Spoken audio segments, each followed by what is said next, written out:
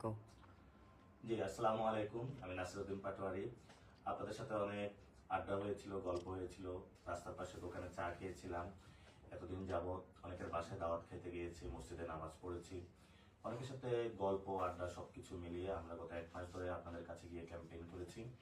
তো আজকে রাতে জোর করে সবাই আমাদের ধরে লাইভে নিয়ে আসছে আপনাদের সাথে একটু কথা বলার জন্য, আড্ডা দেওয়ার জন্য। এই যে নাকি দিয়ে দিয়েছে যে নাসিরউদ্দিন পাটোয়ারি রাতে লাইভে আসবেন, এর জন্য চলে আসলাম আপনাদের সাথে। এই নির্বাচনী রাত, এটা হলো আমাদের ঈদের রাতের মতন। আজকে একটু আড্ডা দিচ্ছি আপনাদের সাথে।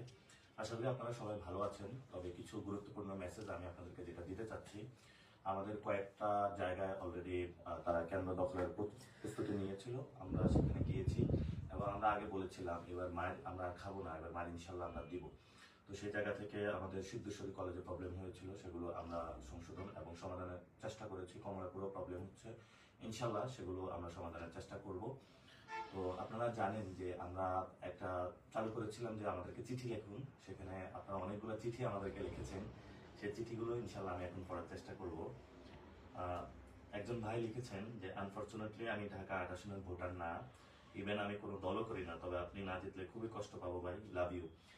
তো মানুষের এই যে ভালোবাসা আমাকে জানাচ্ছে যে এখানে উনি ভোটার না, কিন্তু উনি আমাকে জানাচ্ছেন যে আমি যদি না জয়ী হই তাহলে উনি অনেক কষ্ট পাবেন। কেন ভাই, আপনি কেন কষ্ট পাবেন? জয় করা যায় আল্লাহর হাতে এবং মানুষ ভোট দিয়ে এই জয়টা ইনশাল্লাহ নিশ্চিত করবে। সাথে সাথে একটি বিষয় যে আপনারা জানেন, ঢাকা ৮ নয়, পুরো বাংলাদেশের মানুষ ঢাকা ৮-এর দিকে তাকিয়ে আছে এবং ঢাকা ৮-এ কি করতেছে, অর্থাৎ সকালে আমি কি বলতেছি, বিকালে কি বলতেছি, এটা আপনারা আজকে মিস করেছেন। আমি অনেক মিস করতেছি। আমিও চিন্তা করছিলাম একটু সন্ধ্যায় নেমে আপনাদের সাথে ঘোরাফেরা করবো, এটা সুযোগ হয় না। অনেকেই হালুয়া, রুটি, তারপরে হলো টাকা পয়সা নিয়ে আমাদের অফিসে আসতেছেন, যারা ভোটার মহিলারা এসে আমাকে দোয়া দিয়ে যাচ্ছেন, মায়েরা এসে দোয়া দিয়ে যাচ্ছেন। তো সেই জায়গা থেকে আমি আপনাদের কাছে আজীবন কৃতজ্ঞ থাকবো, আপনারা যে ভালোবাসা আমাকে দেখিয়েছেন।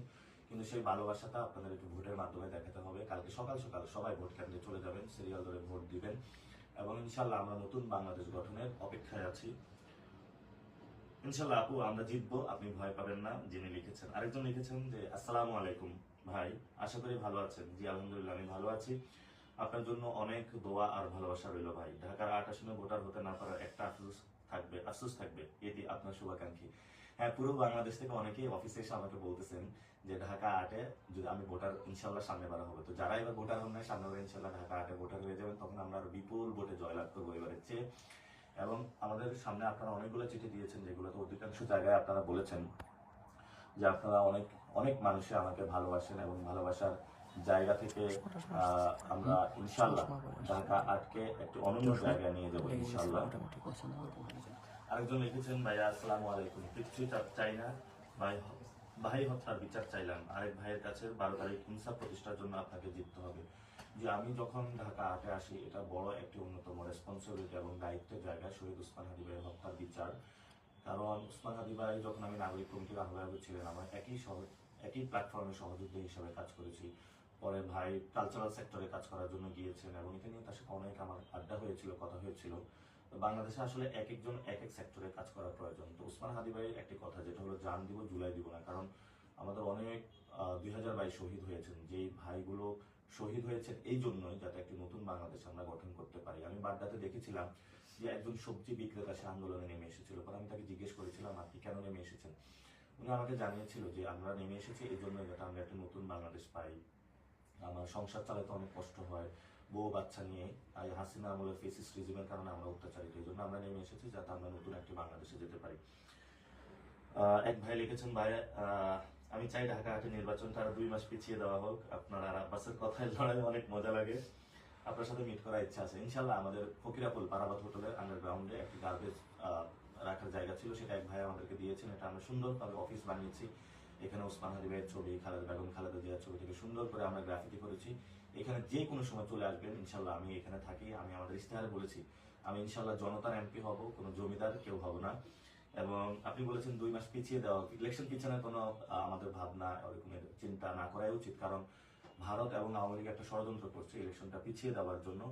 আমরা তাদের ষড়যন্ত্র ইনশাল্লাহ বাংলাদেশে সফলকাম হতে দিব না।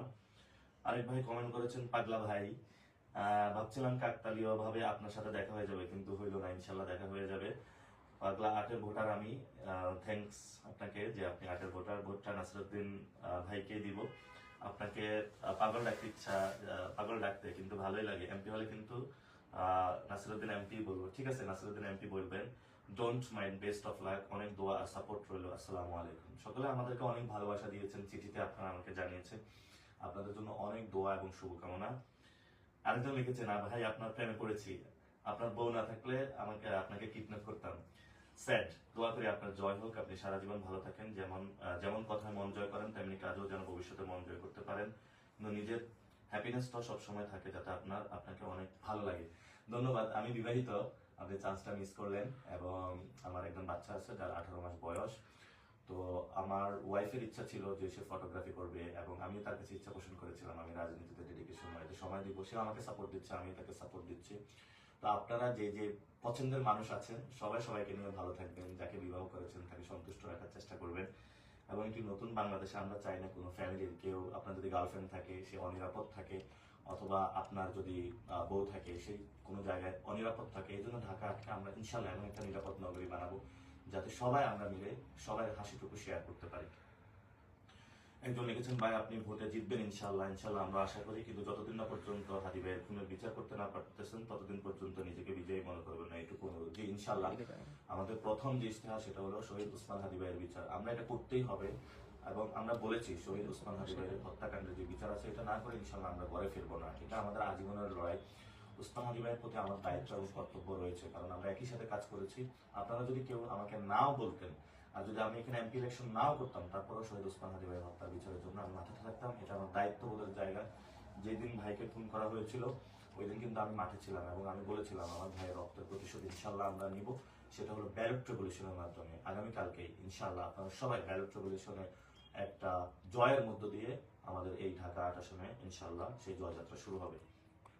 আসসালামু আলাইকুম রহমতুল্লাহ। প্রিয় ভাই, দোয়া করি আপনি, আমি আপনার জন্য দোয়া করি, আপনার ভিডিওগুলো আমি দেখি, আপনার বক্তব্য শুনে আমার খুব প্রিয় ব্যক্তি আপনি। জি থ্যাংক ইউ, আপনাদের ভালোবাসা এভাবে সব জায়গা থেকে আপনারা আমাদেরকে ভালোবাসা দিচ্ছেন, আপনাদেরকে অনেক শুভকামনা। আমিও আপনাদের জন্য দোয়া এবং প্রার্থনা করি, এবং আমিও চাই আমিও আপনাদেরকে অনেক বেশি ভালোবাসি। ঢাকা 8-এ যারা মানুষ আছেন, শুধু ঢাকা 8 নয়, পুরো বাংলাদেশে যেভাবে আপনারা আমার ভিডিওগুলো শেয়ার করেছেন, আমাকে উৎসাহ দিয়েছেন, উদ্দীপনা দিয়েছেন, নিজেকে সৎ থাকার জন্য আমাকে আহ্বান জানিয়েছেন, আপনাদের জন্য অনেক দোয়া এবং ভালোবাসা, এবং এই ভালোবাসার মধ্য দিয়ে ইনশাআল্লাহ বাংলাদেশকে আমরা গড়ে বিশ্ব মঞ্চে নিয়ে যাব, যে বাংলাদেশটার আমরা স্বপ্ন দেখেছিলাম। জি, একজন বলেছে লাভ ইউ ভাই, থ্যাঙ্কস। আপনার এতদিন যা করেছেন তা করতে অনেক সৎ সাহস লাগে, যা সবার থাকে না। আমি এবং আমরা চাই আপনি আপনার এই সৎ সাহস দিয়ে যেন পার্লামেন্টে যাইতে পারেন, আপনার এই চাঁদাবাজির বিরুদ্ধে অবস্থান নিয়ে এই বাংলাদেশ থেকে চাঁদাবাজি দূর করতে পারেন। জি, আমি বলেছিলাম আমরা শুধু ঢাকা 8-এ চাঁদাবাজি করবো না, ইনশাআল্লাহ আমরা পুরো বাংলাদেশ থেকে চাঁদাবাজি দূর করে দিব। এবং আপনারা জানেন আমরা চাঁদাবাজি.com নামে একটি ওয়েবসাইট উদ্বোধন করেছি, যেটা আপনি পেজে গেলে পাবেন। সেখানে আমাদের কাছে এই পর্যন্ত 371টা রিপোর্ট এসেছে, যে রিপোর্টগুলোর মাধ্যমে কোনো ব্যবসায়ী জানিয়েছেন তার সাথে চাঁদাবাজি করা হয়েছে, কোনো ফ্যামিলি জানিয়েছেন তাকে অনেক কষ্টের মধ্য দিয়ে নেওয়া হয়েছে। ইনশাআল্লাহ এখানে যে চাঁদাবাজি রিপোর্টগুলো করেছে প্রত্যেকটা রিপোর্ট ধরে ধরে আমরা পর্যালোচনা করে ইনশাআল্লাহ আমরা আইনের মাধ্যমে ব্যবস্থা নেব, আইন আমরা কেউ হাতে তুলে নেব না। আরেক ভাই বলেছেন আসসালামু আলাইকুম, আমি বগুড়া থেকে বলছি। ধন্যবাদ ভাই, শুধু একটি কথা বলবো, অন্যায়ের সাথে আপোষ করবেন না। বিশ্বাস করেন ভাই আমি কিছু লিখতে পারছি না, চোখ ভিজে যাচ্ছে, সামনে আপনার জন্য অনেক বিপদ ভাই। হাদি ভাইকে হারিয়েছে, আপনাকে আমরা হারাতে চাই না, আপনার দ্বারা নতুন সূর্য দেখতে চাই। যে ইনশাআল্লাহ আমরা আর একটি সন্তানকেও বাংলাদেশ থেকে হারাতে দিতে চাই না। অনেকেই বলা হয়ে থাকে 12 তারিখের পরে বাংলাদেশ থেকে আমাদেরকে অনেকে দেখে নেবে, দেখে দেওয়ার সুযোগ নাই, আমাদেরকে অনেকে দেখতে চেয়েছিল। হাসিনা ওই পাড়ে বসে অনেক ষড়যন্ত্র করছে, যে কোনো সময় বাংলাদেশে টুক করে ঢুকে আমাদেরকে দেখার চেষ্টা করবে। হাসিনার চেয়ে বড় সন্ত্রাসী এখনো বাংলাদেশে কেউ আসে নাই। ভারত তো আমাদের পিছনে লেগে আছে, সো ভিতরে যারা চুনুপুটি আছেন আপনাদের এগুলো চিন্তা ভাবনা করতে হবে না। ইনশাআল্লাহ আমরা আপনাদেরকে দেখে নিব, আইনের হাতে তুলে দেবো।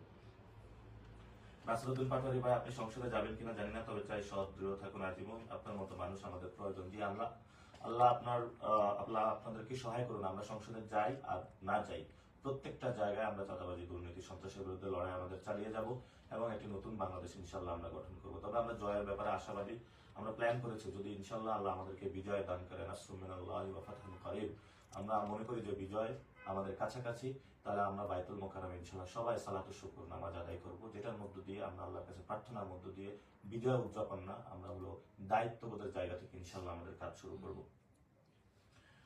যে আরেক ভাই লিখেছেন নাসিরউদ্দিন পাটোয়ারি সংসদে যাওয়া খুবই প্রয়োজন। জি, এটা শুধু আমি না, পুরো বাংলাদেশে চাঁদাবাজ, দুর্নীতি যারা জড়িত নয় তাদের সবারই যাওয়া প্রয়োজন, এবং দাঁড়িপাল্লা, শাপলাকলি, 11 দলীয় জোটের সবাই আসলে সংসদে যাওয়া প্রয়োজন। সংসদে গেলে একটা চাঁদাবাজ থাকবে না ইনশাল্লাহ। জি, আমি সংসদে গেলে প্রথমেই প্রশ্ন তুলবো যে এই যদি কোনো ব্যক্তি চাঁদাবাজ থেকে থাকে, বলবো এই চাঁদাবাজ সংসদে আসলো কিভাবে, আমরা সংসদ থেকে তাদেরকে বিতাড়নের চেষ্টা করবো ইনশাল্লাহ। এক ভাই লিখেছেন যারা আমার হাদি ভাইকে মেরেছে তাদের বিচার আপনারা করবেন ইনশাল্লাহ। আমরা এই বিচার করবো, সবাই ঐক্যবদ্ধভাবে আমরা মাঠে থাকবো এবং এই বিচারটা আমাদের শেষ করতে হবে। তবে আপনাদের জ্ঞাতার্থে জানিয়ে রাখি, আমরা 4টা পদ্ধতি নির্ধারণ করেছি যেভাবে আমরা ওসমান হাদি ভাই হত্যাকাণ্ডের বিচার করব। আন্তর্জাতিক চাপ প্রয়োগ করতে হবে এবং আন্তর্জাতিক অনেকগুলো কমিশন রয়েছে, যে কমিশনগুলোর মাধ্যমে আমরা রিপোর্ট করার মাধ্যমে তাদেরকেও ইনভেস্টিগেশন যাতে তারা করে সে বিষয়ে আমরা উদ্যোগ নিব। আমাদের যেই বর্তমানে তদন্ত যে সংস্থাগুলো রয়েছে সেগুলোর উপর আমরা ফুল ট্রাস্ট রাখতে পারতেছি না, আমরা তাদেরকে স্বাধীন করব এবং ভালো একটা তদন্ত রিপোর্ট যাতে আসে সেই ব্যবস্থা আমরা করব। আরেকটা হলো তদন্ত হলো কমিশনের রিপোর্ট জমা দিল, কিন্তু বিচারালয়ে গেল, বিচার যদি কোনো ব্যক্তি দ্বারা বায়াসড হয় বা যদি কোনো দল দ্বারা বায়াসড হয় তাহলে তো সমস্যা। সেই জায়গা থেকে আমরা বিচারালয়কে স্বাধীন করবো। বিচারালয়কে স্বাধীন করার জন্য আগামীকালকে আপনাদেরকে অবশ্যই গণভোটে হাতে সিল দিতে হবে। যদি হাতে সিল দেন তাহলে বিচার বিভাগ স্বাধীন হবে এবং নতুন বাংলাদেশ গঠন হবে। এবং আমাদেরকেও মাঠে থাকতে হবে, যে খুনি যে হত্যাকাণ্ড করেছে ইনশাল্লাহ আমরা তাকে বের করব। অনেকে বলেছেন এটা বিদেশি ইন্ধনও থাকতে পারে, বিদেশি যে শক্তিগুলো ওসমান হাদি ভাইয়ের হত্যাকাণ্ডের সাথে জড়িত থাকতে পারে, ইনশাল্লাহ আমরাও ডিপ্লোম্যাটিক রিলেশনের মাধ্যমে খুঁজে বের করব। আমরা প্রত্যেকেই এক একজন গোয়েন্দা হয়ে যাই, আমাদের ওসমান হাদি ভাইকে কারা খুন করেছে তাদেরকে বের করে উপযুক্ত শাস্তির মধ্যে আমরা নিয়ে আসবো ইনশাল্লাহ। আরেকটি বিষয়, আপনারা অনেকেই কমেন্ট করতেছেন, ইনশাল্লাহ সবাই কমেন্ট করবেন, একটু পরে আমি কমেন্ট সেকশন গুলো দেখবো এবং সেই কমেন্ট গুলো হলো ইনশাল্লাহ আমি উত্তর দিব। আপনারা অনেকে আমাকে পাঠাচ্ছেন অধিকাংশ চিঠি, সবাই যেটা বলতেছেন শহীদ ওসমান হাদি ভাই হত্যাকাণ্ডের বিচার, এটা বাংলাদেশের শুধু আমার না, প্রত্যেকটা আসনে যারা লড়াই করতেছেন, নির্বাচনে অংশগ্রহণ করছেন, প্রত্যেকটা মানুষের দাবি এবং প্রত্যেকটা ভোটারের দাবি। ঢাকা 8 আসনে যেখানে আমি গিয়েছি সেখানে আপনারা বলেছেন শহীদ ওসমান হাদি ভাই হত্যাকাণ্ডের বিচার করতে হবে। এটা আমি একা করতে পারবো না, আমরা সবাই ইনশাল্লাহ ভাই বন্ধু সিনিয়র সিটিজেন যারা রয়েছেন সবাই একসাথে ঐক্যবদ্ধভাবে আমরা এই বিচার করব। প্রিয় বিপ্লবী পাটোয়ারি ভাই, হাত জয়। যাই হোক, পিছু হটবেন না। জি না, আমরা পিছু হটবেন না, আমরা পিছু হটার জন্য আসি না। আমার দেওয়ালে পিঠ থেকে গিয়েছে, আমাদের পিছনে বঙ্গোপসাগর, আমরা বঙ্গোপসাগরে মরতে চাই না। আমরা লড়াই করতে করতে বীরের বেশে ইনশাল্লাহ সামনে এগিয়ে যাব এবং আমাদের শহীদ হতে কোনো ভয় নেই। শহীদরা কখনো মৃত্যুবরণ করে না। আমাদের ওসমান হাদি ভাই হাসতে হাসতে শিখিয়ে গিয়েছেন কিভাবে হলো এই পৃথিবীতে জালেমের সাথে লড়াই করে, অন্যায়ের সাথে আপোষ না করে সামনে এগিয়ে যেতে হয়। প্রিয় ভাইরা, আপনারা অনেকে চিলমরে আছেন, অনেকেই অনেক কষ্ট করতেছেন, যে কষ্টের মধ্য দিয়ে ইনশাল্লাহ আমরা নতুন বাংলাদেশ গঠন করব। আপনারা অনেকে আমাকে লাইভে বলতেছেন আপনি সেফ থাকবেন, ইনশাল্লাহ আমরা চেষ্টা করব। সুরক্ষার দায়িত্ব এবং জায়গা থেকে আপনার সবাই, সব জায়গা থেকে সবাইকে আমরা সুরক্ষা দেবো। যেভাবে আপনার বোন মার্কেটে গেলে আপনি তার নিরাপত্তার জায়গাটা নিশ্চিত করেন, প্রত্যেকের ভাই হিসেবে আমরা প্রত্যেকের নিরাপত্তা নিশ্চিত করব। এবং আমাদের যদি একটা রুটি থাকে আমরা সবাই ভাগ করে খাবো, কারণ আমরা অনেক নিপীড়ন নির্যাতনের মধ্য দিয়ে যাচ্ছি। বাংলাদেশ অনেক ইকোনমিক ক্রাইসিসের মধ্য দিয়ে যাচ্ছে, অনেক তরুণ যাদের আসলে কোনো চাকরি নাই। যদি কারো ব্যবস্থা থাকে আপনারা তরুণদেরকে চাকরি দিবেন, ব্যবসায়ী ভাইদেরকে নিরাপদে রাখবেন ইনশাল্লাহ। একজন বলেছেন দাঁড়িপাল্লার বিজয় হবে। হ্যাঁ, পুরো বাংলাদেশে দাঁড়িপাল্লা এবং শাপলাকলের ভূমিধস বিজয় হবে, যেটার মধ্য দিয়ে আমরা নতুন বাংলাদেশ গঠন করব। একজন বলেছেন ভালোবাসা অবিরাম। জি, ধন্যবাদ আপনাকে। একজন বলেছেন ইনশাল্লাহ সবসময় পাশে আছি। জি ধন্যবাদ। একজন বলেছেন বোরকা আব্বাস, আমি এই বিষয়ে কোনো কমেন্ট করবো না, ইনশাল্লাহ কালকে ভালো কিছু হবে। জি, একজন বলেছেন, অনেকে আমার গালিও দিচ্ছেন, যে যারা গালি দিচ্ছেন আপনাদেরকে অপরন্ত ভালোবাসা। আপনাকে আমাকে গালি দিচ্ছেন, আপনারা অ্যাটলিস্ট আমার লাইভটা দেখছেন। অনেক আওয়ামী লীগের আপনারা যারা আছেন তারা লাইভ দেখছেন, গালি দেন যাই করুন, আমরা সবাইকে ভালোবাসা চাদর আবৃত্তি করে দেবো, নো প্রবলেম। আমরা নতুন একটি বাংলাদেশ করতে চাই যেখানে সবার মধ্যে ভালোবাসা থাকবে, সম্প্রীতি থাকবে, কেউ কাউকে গালাগালি দিব না। গালি দিলেন তো আপনি হেরে গেলেন এবং রেগে গেলেন তো হেরে গেলেন। জি, অনেকে ভালোবাসার স্টিকার পাঠাচ্ছে। একজন বলেছে প্রিয় নাসির ভাই এগিয়ে যান, পাশে আছি সবসময় সৌদি আরব থেকে। জি জি, আমাকে ইনশাল্লাহ, যে হ্যাঁ ধন্যবাদ আপনাদেরকে। একজন বলছে আগামী স্বরাষ্ট্রমন্ত্রী হবে, আমি স্বরাষ্ট্রমন্ত্রী হতে চাই, এটা আমি ইচ্ছা পোষণ করেছি। ইচ্ছা, আমাকে একজন বলেছে ছোট বয়সে কেন এত বড় ইচ্ছা। ইচ্ছা প্রকাশ করতে তো কোনো সমস্যা নেই, এই বয়সে অনেকে হয়েছেন, আমার বয়স এখন 30। তো আমি যদি স্বরাষ্ট্রমন্ত্রী না হয় তাহলে এই চান্দাবাজ সন্ত্রাসী দখলদার যারা আছে ওদের হাড্ডিগুলো কে গুঁড়া করবে, কে তাদেরকে ধরে হলো জেলে ঢুকাবে। আমি অবশ্যই তাদেরকে স্বরাষ্ট্রমন্ত্রী হয়ে জেলে ঢুকাতে চাই, তাদেরকে এক একটা সাইজ করবো ইনশাল্লাহ। একজন বলেছেন আপনাদের আসলে কি অবস্থা, একজন বলেছেন আগামী স্বরাষ্ট্রমন্ত্রী, অনেকে বলতেছেন আগামী স্বরাষ্ট্রমন্ত্রী। ইনশাল্লাহ আপনারা দোয়া করবেন, কালকে সবাই ভোট দিবেন, ভালো কিছু হবে ইনশাল্লাহ।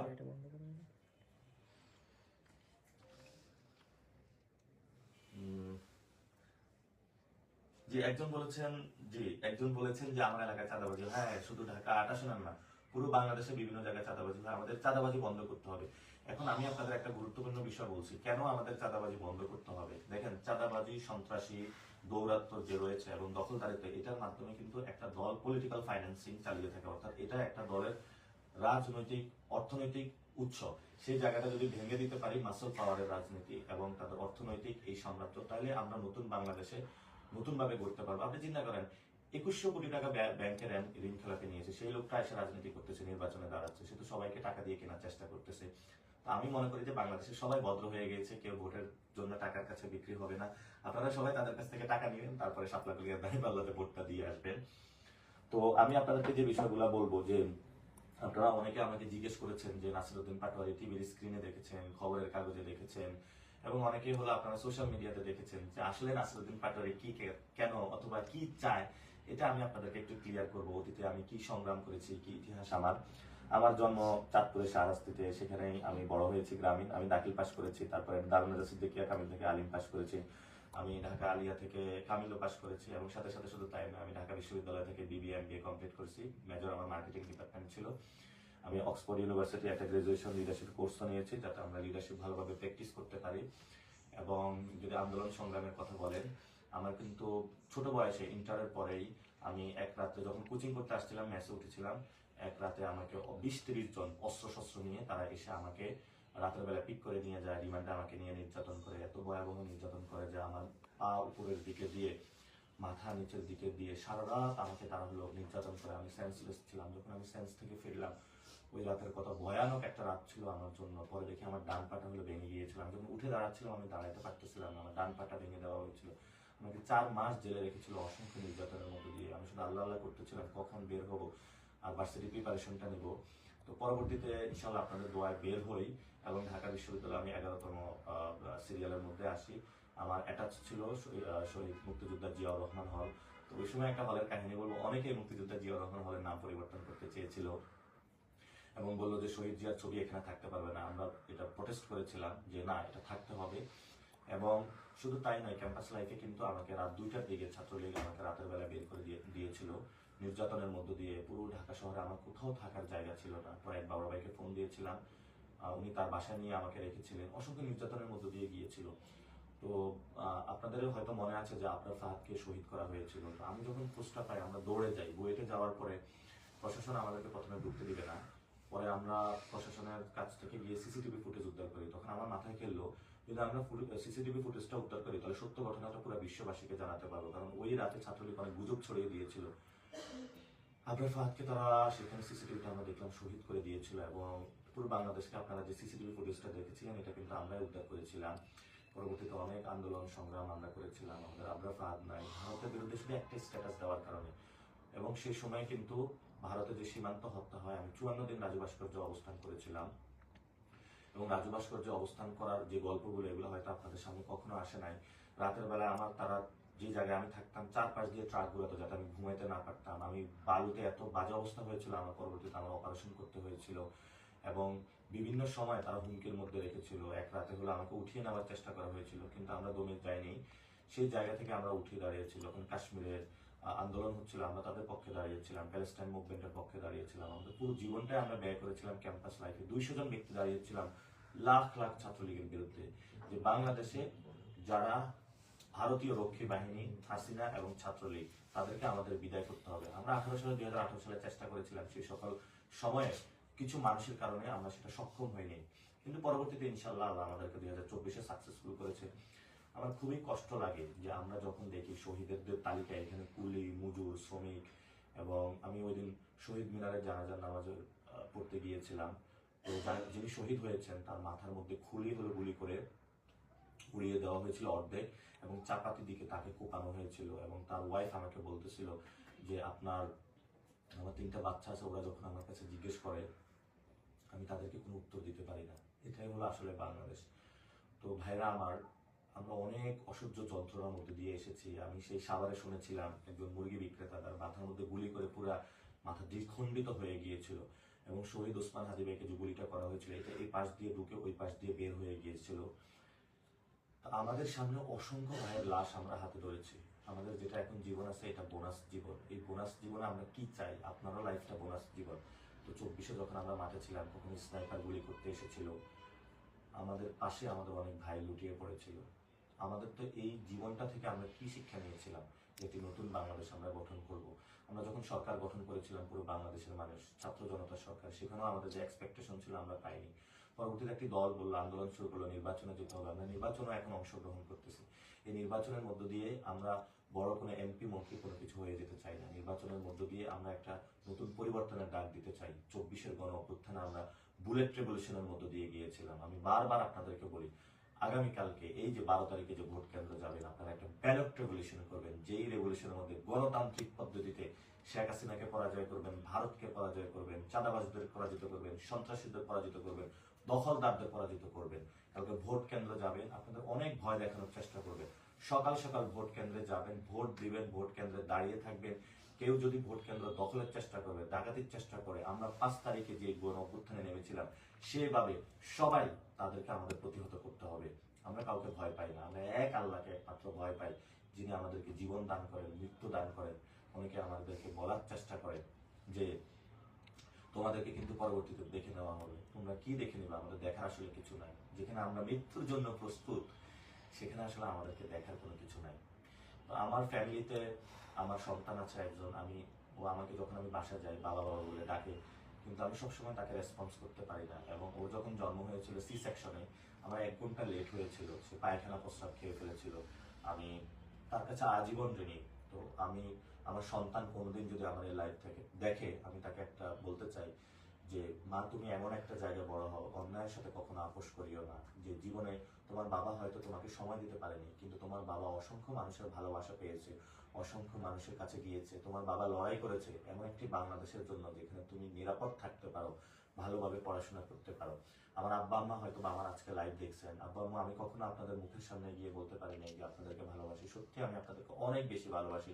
আজকে লাইভের মাধ্যমে বলে দিলাম। আমার পড়াশোনার সহপাঠী যারা সহযোদ্ধা বৃন্দ, আপনারা জানেন যে আপনাদের সাথে আমি দীর্ঘ সময়কালীন চলেছিলাম। কখনো কথাবার্তা হয়েছে, কখনো ঝগড়া হয়েছে, কখনো আনন্দ হয়েছে। কেউ কখনো ভুল ত্রুটি হলে ক্ষমা করে দিবেন, কারণ আগামীকালকে কি হয় আমরা জানি না। আমরা সর্বোচ্চ জায়গা থেকে যে কোনো ভোট ডাকাতদের আমরা প্রতিহত করতে যাব এবং নতুন বাংলাদেশ ইনশাল্লাহ আমরা গঠন করব। তো সবাই অপেক্ষা করবেন না, ইনশাল্লাহ আমরা আগামীকালকে বাংলাদেশে নতুন কিছু একটা হতে যাচ্ছে, ব্যালট রেগুলেশন। সবাই দ্রুত চলে আসবেন ভোট কেন্দ্রে। সবাই মোবাইল প্রস্তুত রাখবেন। কোথাও কোনো অনাকাঙ্ক্ষিত ঘটনা হলে আপনারা সেগুলো ভিডিও করে পুরো বাংলাদেশ এবং বিশ্বতে ছড়িয়ে দিবেন। লাস্ট যে কথাটা বলে শেষ করবো, প্রিয় প্রবাসী ভাইয়েরা, আমার অনেকে লাইভ দেখছেন, দূর প্রবাসে আছেন, আপনার আত্মীয় এখানে পড়ে আছে, আপনার মনটা বাংলাদেশে। আমরা জানি, আমি প্রবাসী ভাইয়ের সাথে কাজ করেছি।